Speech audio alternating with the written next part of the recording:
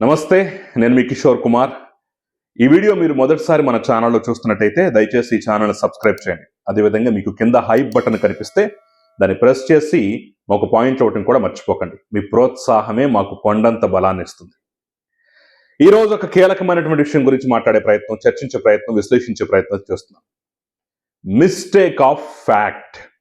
Yes, నిన్నటి నుంచి ఈ అంశం సోషల్ మీడియాలో పెద్ద ఎత్తున ట్రెండ్ అవుతోంది. చాలా మంది అసలు ఈ మిస్టేక్ ఆఫ్ ఫ్యాక్ట్ అంటే ఏంటి అని తెలుసుకునే ప్రయత్నం, దాని గురించి వెతికే ప్రయత్నం, సెర్చ్ చేసే ప్రయత్నం అయితే విపరీతంగా చేస్తున్నాం. ఏంటి మిస్టేక్ ఆఫ్ ఫ్యాక్ట్ అనేది ఒక్కసారి మనం చూసినట్టయితే, ఒక కీలకమైనటువంటి కేసు మూసివేసిన సందర్భంగా, ఈ కీలకమైనటువంటి కేసులో ఎలాంటి సాక్ష్యాలు, ఆధారాలు ఏమీ లేవు, అసలు ఈ కేసు పెట్టడమే శుద్ధ దండగా అని చెప్పేసి ఫైనల్ కంక్లూషన్కి వచ్చి పూర్తిగా కేసును మూసివేసిన సందర్భంగా ఈ మిస్టేక్ ఆఫ్ ఫ్యాక్ట్ అనేటటువంటి కారణాన్ని చూపి మూసివేశారు. ఇదే ప్రధాన కారణమైంది అని తెలుసుకున్న తర్వాత అందరూ దీని మీద అయితే ఆసక్తి చూపిస్తున్నారు. ఇక ఎంతకన్నా ఎక్కువ సాగదీయకుండా డైరెక్ట్గా విషయంలోకి వచ్చేస్తాం. ఆ కీలకమైన కేసు ఏంటయ్యా అంటే skill development case. Yes, Chandrababu Naidu తన జీవితంలో మొట్టమొదటిసారి అరెస్ట్ అయి జైలు పాలు కావడానికి కారణం, 53 రోజుల పాటు రాజమండ్రి కేంద్ర కారాగారంలో మగ్గిపోవటానికి కారణమైనటువంటి స్కిల్ డెవలప్మెంట్ కేసుని మిస్టేక్ ఆఫ్ ఫ్యాక్ట్ అనే అంశం ఆధారంగా మూసివేయటం జరిగింది. కాబట్టే ఇప్పుడు ఈ అంశం చర్చనీయాంశమైంది. అదేంటి స్కిల్ డెవలప్మెంట్ కేసు మూసివేశారా? మొన్న మధ్య కదా బాలగంగాధర్ తిలక్ అనేటటువంటి ఒక జర్నలిస్టు అసలు ఈ కేసులన్నీ మూసేస్తున్నారు, మూసేయకూడదని చెప్పేసి పొన్నవోళ్ళు లాంటి వాళ్ళ సహకారంతో, మిగతా వాళ్ళ సహకారంతో తీసుకెళ్లి ఒక కేసు వేశాడు హైకోర్టులో.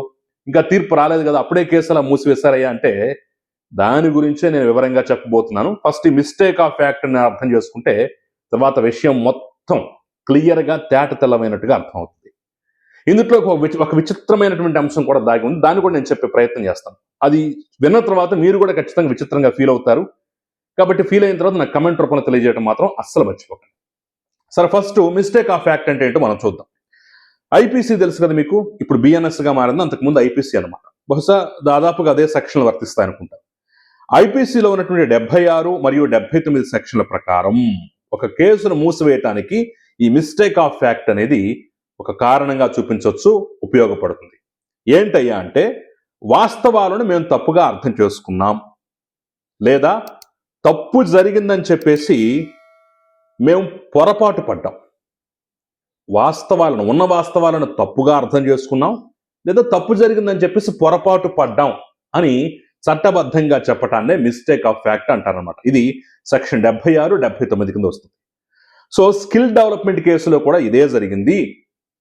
అక్కడ తప్పు జరగకపోయినా, అక్కడ కుంభకోణం జరగకపోయినా తప్పు జరిగినట్టుగా మేము పొరపాటు పడ్డాము, అక్కడ ఉన్నటువంటి వాస్తవాలను మేము తప్పుగా అర్థం చేసుకున్నాము అని చెప్పేసి రియలైజ్ అయిన తర్వాత, అది కూడా ఎప్పుడు పూర్తి స్థాయిలో దర్యాప్తు చేసి ఇక తేల్చడానికి ఇందుట్లో ఏమీ లేదు, వాళ్ళకి వ్యతిరేకంగా సాక్ష్యాలు, ఆధారాలు ఏమీ లేవు అన్న తర్వాత అర్రే తప్పు జరిగిపోయిందని చెప్పేసి నేలకర్చుకుని అప్పుడు మిస్టేక్ ఆఫ్ ఫ్యాక్ట్ కింద ఇక ఈ కేసును మూసివేయచ్చండి, ఇందుట్లో తప్పేం జరగదని చెప్పేసి మరొక్కసారి కోర్టు ముందుకు వెళ్ళి కోర్టు పర్మిషన్ తోటి మూసివేసేటటువంటి ప్రక్రియ అనమాట.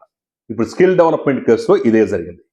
ఈ కేసు మూసివేతతోటి చంద్రబాబు నాయుడు మీద పెట్టినటువంటి కీలకమైన 5 కేసులు, fibre net, skill development, inner ring road, మద్యం, అసైన్మెంట్ ల్యాండ్స్, ఈ 5 కేసుల్లో 3 కేసులు మూసివేసినట్టుగా భావించవచ్చు. 3 కేసులు సక్సెస్ఫుల్గా మూతపడ్డాయి, మిగతా 2 కేసుల సంగతి తేలాల్సి ఉందన్నమాట. ఇది కథ. ఆల్రెడీ స్కిల్ డెవలప్మెంట్ కేసు గురించి మీ అందరికీ తెలిసిందే. వందల వేల కోట్ల రూపాయలు, మళ్ళీ చెప్తున్నాను, వందల వేల కోట్ల రూపాయలు. ఎందుకంటే ఒక సర్టెన్ నెంబర్ ఎందుకు చెప్పట్లేదంటే అసలు ఎంత కుంభకోణం జరిగిందో వాళ్ళకి క్లారిటీ లేదు కాబట్టి.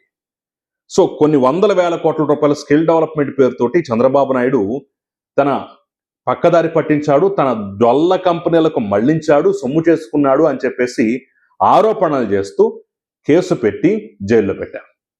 ఆ క్రమంలోనే దర్యాప్తు జరిగిన పిమ్మట, మళ్ళా సిఐడి అనేక సార్లు దర్యాప్తు చేసినటువంటి పిమ్మట ఆ రోజు ఉన్నటువంటి అంశాలను మేము తప్పుగా అర్థం చేసుకున్నాం, అసలు ఇందుట్లో ఎలాంటి స్కామో జరగలేదు, జరిగినట్టుగా మాకు ఎలాంటి ఆధారాలు దొరకలేదని చెప్పేసి ఆయనతో పాటుగా మిగిలిన 36 మందికి, మొత్తం 37 మంది ఇందులో నిందితులు ఉన్నారనమాట. మిగిలిన 36 మంది ప్లస్ ఈయనతో పాటు 37 మందికి క్లీన్ చిట్ ఇచ్చి ఈ కేసును అయితే మూసివేయటం జరిగింది. ఇక్కడ కొన్ని ప్రశ్నలు వస్తాయి. సరే, కేసు అయితే మూసివేశారు. ఇక్కడ కొన్ని ప్రశ్నలు వస్తాయి. ప్రశ్న నంబర్ 1, మరి 53 రోజుల పాటు జైల్లో పెట్టారు కదా, ఈ జైలు జీవితానికి ఎవరు సమాధానం చెప్పాలి? ఇది పాయింట్ నెంబర్ 1. అన్యాయంగా, దుర్మార్గంగా అసలు నాకే సంబంధం లేదు అని చెప్పినా, మేము పరిపాలన అనుమతులు మాత్రమే ఇస్తాము, నిర్ణయాలు మాత్రమే తీసుకుంటాము, కేబినెట్ డెసిషన్ లాంటి డెసిషన్లు మాత్రమే తీసుకుంటాము, అమలు చేయాల్సినంతా కింద అధికారులు అని చెప్పినా, ఒక్క అధికారిని కూడా బాధ్యుని చేయకుండా డైరెక్ట్ గా సీఎంనే బాధ్యుని చేస్తూ ఆ రోజు కేసు పెట్టి 53 రోజుల పాటు జైల్లో పెట్టినటువంటి విధానం చూసిన తర్వాత, మరి ఆ 53 రోజుల పాటు జైల్లో పెట్టినటువంటి దానికి ఎవరు సమాధానం చెప్పాలి? ఆ క్షోభ అనుభవించినటువంటి దానికి ఏ రకంగా కాంపన్సేషన్ చెల్లిస్తారు, ఏ రకంగా పరిహారం దక్కుతుందనేది అయితే ఇప్పుడు అందరి మొదల్లోనూ మెదులుతున్నటువంటి ప్రశ్న. ముఖ్యంగా తెలుగుదేశం పార్టీ, అరే కేసేమీ లేదని చెప్పేసి ఈరోజు మూసివేశారు, మిస్టేక్ ఆఫ్ ఫ్యాక్ట్, బాబు మేమే తప్పుగా అర్థం చేసుకున్నాం, వాస్తవాలను పొరపాటు పడ్డాం, తప్పుని వాస్తవం అనుకున్నాం, ఈరోజు తీరా చూస్తే తప్పుగానే కనిపించింది, వాస్తవంగా కనిపించలేదు, దయచేసి మూసేయండి అని చెప్పేసి అంటున్నారు. ఓకే, మరి 53 రోజుల పాటు ఎలా జైల్లో పెట్టారు? మరి ఆ బాధకి, ఆ అంశానికి ఎవరు సమాధానం చెప్తారని చెప్పేసి ఇప్పుడు నెగ్గదీసి అడుగుతున్నారు.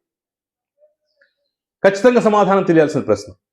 ఇక మరో ప్రశ్న, మరి ఈ విధంగా చేసినటువంటి అధికార గణం కానివ్వండి, లేదంటే అధికార గణం మీద ఒత్తిడి పెట్టినటువంటి నేతల మీద ఏ కేసులో ఉండవా? ఈరోజు మీరు తాపిగా కేసు మూసేశారు.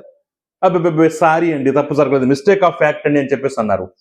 మరి ఆ మిస్టేక్ చేయటానికి కారణమైనటువంటి అధికారులు కానివ్వండి, లేదా వాళ్ళ మీద ఒత్తిడి తీసుకొచ్చినటువంటి నేతాగణం కానివ్వండి, వాళ్ళని పట్టించుకోరా?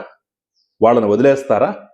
ఈ రకంగా చేస్తే ప్రతి ఒక్కరిని జైల్లోకి దోసేయటం, కొన్ని రోజుల పాటు, కొన్ని నెలల పాటు సాధ్యమైనంత వరకు జైల్లో పెట్టడం, ఆ తర్వాత సారీ అండి, మిస్టేక్ ఆఫ్ ఫ్యాక్ట్ అని చెప్పేసి చేతులు దులిపేసుకోవటం, ఇదే పరిపాటి అవుద్ది కదా. ఖచ్చితంగా దీనికి కారణమైనటువంటి వ్యక్తులు, ఈ తప్పు జరగటానికి కారణమైనటువంటి అధికార గణం, నేతాగణం మీద చర్యలకు ఉపక్రమించాల్సిందే నూతన ప్రభుత్వం.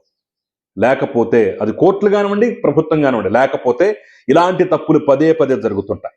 ఇలాగ మాజీ ముఖ్యమంత్రులందరూ ఏదో సందర్భంలో ఖచ్చితంగా జైలు పాలు కావాల్సిన పరిస్థితులు పదే పదే ఎదురవుతూనే ఉంటాయి ఈ దేశంలో. వీటిని సవరించకపోతే, వీటికి పులి స్టాప్ పెట్టకపోతే, గుర్తుపెట్టుకోండి, మరొకసారి రాసి పెట్టుకోండి, వీళ్ళని ఇలాగే వదిలేస్తే, ఆహా కేసు నుంచి బయటపడ్డాం కదా, హ్యాపీ, సంతోషం అని చెప్పేసి వదిలేస్తే మరొక్కసారి ఈ రాష్ట్రం కాకపోతే పక్క రాష్ట్రం, ఎక్కడి నుంచైనా సరే, ఎవరైనా సరే రాజకీయ పొలిటికల్ వెండట్టా కోసం ఇలాంటి జైలు పాలయ్యేటటువంటి సంఘటనలు, అంశాలు మనం పదే చూడాల్సి వస్తుంది. ఇది కీలకమైన ప్రశ్న. అయితే ఇక మరో కీలకమైన ప్రశ్న, మరి 17 years సంగతి ఏంటి? సుప్రీంకోర్టు వరకు వెళ్ళి చంద్రబాబు నాయుడు చాలా పెద్ద ఎత్తున పోరాటం చేశాడు. దాని మీద విభిన్నమైన తీర్పు రావడంతో ఇది రాజ్యాంగ ధర్మాసనం తేల్చాలి, మేము తేల్చేది కాదని చెప్పేసి అయితే బాలు రాజ్యాంగ ధర్మాసనం కోర్టులో వేశారు. ఇంతవరకు ఆ రాజ్యాంగ ధర్మాసనం ఏర్పాటు చేసింది లేదు, ఆ కేసును మరోసారి పరిశీలించింది లేదు, దాని మీద తీర్పు వచ్చింది లేదు. ఇంతవరకు ధర్మాసనం ఏర్పాటు చేయలేదంటే మరి ఈ కేసు సంగతి ఏంటో తెలియదు. మరి ఒక పక్క కింద కేసును ఏకంగా మూసేశారు. ఏసీబీ కోర్టు మొత్తం అన్ని అంశాలను పరిశీలనలోకి తీసుకున్న తర్వాత, అన్ని అంశాలను చూసిన తర్వాత ఏకంగా ఎస్ నిజమే, మిస్టేక్ ఆఫ్ ఫ్యాక్ట్ అని చెప్పేసి అర్థం చేసుకుని ఈ కేసును మూసేసింది. మరి అలాంటప్పుడు కింద కేసును మూసేసిన తర్వాత కేసే లేకపోతే మరి 17A దాని పరిస్థితి ఏంటి? అసలు ఇది వర్తించదనే సంగతి కాసేపు పక్కన పెడదాం. అసలు ఆ కేసు ఉంటుందా ఉండదా? అది మళ్ళీ ఒకసారి ధర్మాసనం పరిశీలించాలా లేదా? ఇప్పుడు ఇది $1 million ప్రశ్నగా మారిపోయింది. ఏమో తెలియదు. ఇప్పుడు మరి ఈ ఆసక్తికరమైనటువంటి పరిణామం ఎలా అర్థం చేసుకోవాలో తెలియట్లేదు. కింద కేసును మూసేశారు, కానీ సుప్రీంకోర్టులో దీనికి సంబంధించినటువంటి ఒక ఉప కేసు పెండింగ్ లో ఉంది. మరి దీంతో పాటు అది కొట్టుకుపోతుందా? అబ్బెబ్బే ఇదే అదే అంటారా? తెలియనటువంటి పరిస్థితి. ఇక ఆఖరి కీలకమైన ప్రశ్న ఏంటయ్యా అంటే, మళ్ళీ తిరగతోడి మళ్ళీ ఇందుట్లో ఏదో ఉందని చెప్పేసి వెంటాడి వేధించకుండా ప్రొసీజర్ ప్రకారం చట్టబద్ధంగానే మూసివేశారా? పూర్తి దారులన్నీ క్లోజ్ చేశారా? ఆ భూతాన్ని లోపల పెట్టేసి పూర్తిగా తాళం వేసేసి ఎక్కడో సముద్ర గర్భంలో నిమజ్జనం చేసేసినట్టుగా, ఆ తాళాన్ని కూడా ఎక్కడో నిశీధులోకి పారేసినట్టుగా ఏదో కథలు చెప్తూ ఉంటారు కదా, ఆ టైపులో పకడ్బందీగానే చట్ట ప్రకారం, రూల్ ఆఫ్ లా ప్రకారం మొత్తం ఫినిష్ చేశారా? రేపు రోజున జగన్మోహన్ రెడ్డి లాంటి మరో నియంతో ఎవరో ఒకళ్ళు వచ్చి మళ్ళీ తిరగదోడు అనేటటువంటి అవకాశం లేకుండా మూసివేశారనేది అయితే తెలియదు. చూసుకోవాలి. మరి ఆ అంశంలో కూడా ఖచ్చితంగా ప్రశ్న వస్తుంది. నిజంగానే చట్టబద్ధంగానే క్లోజ్ చేశారా, మళ్ళీ ఎవరు తిరగతోడకుండా దీన్ని బూచిగా చూపించి ఇబ్బందులు పెట్టే ప్రయత్నం చేయకుండా, ఆహా నీ జుట్టు మా చేతిలో ఉందని చెప్పేసి మరొక్కసారి ఇది చేయకుండా ప్రొసీజర్ ప్రకారం వెళ్ళిపోయిందా లేదనేది అయితే ఖచ్చితంగా పరిశీలించాల్సిన అవసరం అయితే. ఇక ఫైనల్ గా విచిత్రమైన అంశం ఏంటో తెలుసా ఇందులో? స్కిల్ డెవలప్మెంట్ మూసివేశారు, ఫైబర్ నెట్ మూసివేశారు, అదేవిధంగా మద్యం సంబంధించినటువంటి అంశం కూడా మూసివేశారు. అసలు అన్నిటికన్నా ఫస్ట్ మూసివేయాల్సింది ఏంటంటే ఇన్నర్ రింగ్ రోడ్. నిజంగా అసలు అది దూది పింజలాగా ఎగిరిపోద్దాం అనుకున్నాను నేనైతే. అసలు రింగు లేదు, రోడ్డు లేదు. రోడ్డు వేసేటటువంటి క్రమంలో ఏదైనా స్కామ్ జరిగితే, దాని ద్వారా అయాచిత లబ్ధి ఏమన్నా పొందితే, లంచాల రూపంలో ఏమైనా డబ్బులు తీసుకుంటే ఓకే అని చెప్పేసి కారణం చూపించి ఇచ్చేయచ్చు. జస్ట్ వేద్దామన్న ఆలోచన, మనం రేపు ఇక్కడ ఇన్నర్ రింగ్ రోడ్డు వేస్తే బాగుంటుందనే ఒక ఆలోచన మాత్రం, కనీసం పేపర్ దశకు కూడా రాలా, డిపిఆర్ స్టేజ్కి కూడా రాలేదు, జస్ట్ ఆలోచనే. అలా ఆలోచన చేసినందుకే దాని మీద కేసు కట్టారంటే ఇక అర్థం చేసుకోండి. అసలు ఫస్ట్ దూది పింజలాగా ఎగిరిపోవాల్సిన కేసు అయితే అది. బట్ అది ఇంకా ఎగిరిపోకుండా దాని మీద మరి దృష్టి పెట్టట్లేరో మరి ఇంకేంటో తెలియదు, కానీ ఇంతవరకు అసలు దాని మీద కదలికేమీ లేదు. ఇంకా స్టిల్ అది పెండింగ్లో ఉంది. నాకైతే విచిత్రంగా అనిపించింది ఈ స్కిల్ కానీ మిగతావి కానీ ఇవన్నీ. సరే, అందుట్లో వాస్తవాలు కాదా అనే అంశాలు కాసేపు పక్కన పెడితే ఏదో ఒకటి ఉంది, మాట్లాడుకోవడానికి సబ్జెక్ట్ ఉంది. కానీ అసలు ఇన్నర్ రింగ్ రోడ్ అనే దాంట్లో మాట్లాడుకునే సబ్జెక్టే లేదు. జస్ట్ ఒక ఆలోచన, మస్తిష్కంలో మీద ఆలోచన మీద కేసు పెడతామంటే మరి దేశంలో న్యాయం ధర్మం ఏమైపోవాలి? ఇన్ని ప్రధాన కేసులు మూసివేస్తూ మరి దాని గురించి కదలిక లేదు, పట్టించుకోవట్లేదంటే మేము అనుకోవాలి, అర్థం కావట్లేదు. నేను భావించింది అయితే అసలు అర్థం పద్ధంలో ఈ కేసును మూసేస్తారో అనుకున్నాను. అంతే కదా, రోడ్డు ఏమన్నా వేస్తే దాని ద్వారా స్కామ్ జరిగిందని ఆరోపించడానికి అవకాశం ఉంటుంది. అసలు ఆ వెయ్యలా పాళ్ళ కనీసం డిపిఆర్ కూడా లేదు, భూసేకరణ సంగతి తర్వాత అసలు పట్టించుకోవాల్సిన అవసరం కూడా లేదు. కేవలం ఆలోచనకి అరెస్ట్ చేసి ఆలోచనకే కేసు పెట్టారంటే అర్థం చేసుకోండి ఏ రకంగా చట్టాన్ని, న్యాయ వ్యవస్థని వాళ్ళంతా తొంగలోకి తొక్కారో, అడ్డగోలుగా ఆడించారో అర్థం చేసుకోవాల్సిన అంశం. సో మరి నాకైతే ఇది విచిత్రంగా అనిపించింది. మరి మీరు ఏమనుకుంటారు అనేది ఫస్ట్ నా కమెంట్ రూపంలో తెలపండి. At the same time mistake of fact అనేటటువంటి అంశం మీద మీ అభిప్రాయం ఏంటో కమెంట్ రూపంలో తెలపండి. Thank you very much.